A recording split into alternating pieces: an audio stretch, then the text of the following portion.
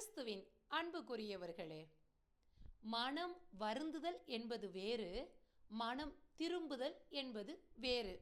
இன்றைக்கு அநேகர்கிட்ட பேசும்போது மனம் வருந்துறதையே மனமாற்றமா நாம் நினச்சிக்கிட்டு இருக்கிறோம். புரியலைல?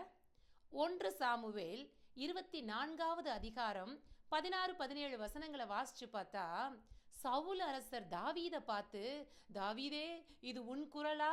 நீ எனக்கு நன்மை செஞ்ச, ஆனா உனக்கு நான் தீமையெல்லாம் செஞ்சேன் அப்படின்னு உரத்த குரல்ல அழுவாராம். இது மனம் வருந்துதல். அதுக்கப்புறம் அந்த காரியத்தை அவர் செய்யாம விட்டுட்டாரா அப்படின்னு கேட்டா இல்லை. திரும்ப திரும்ப தாவீதை கொலை செய்ய அவர் தேடினாரு. அப்ப இதற்கு பெயர் மனமாற்றம் அல்ல. ஆனா புதிய ஏற்பாட்டில் ஒரு சவுல் இருப்பாரு.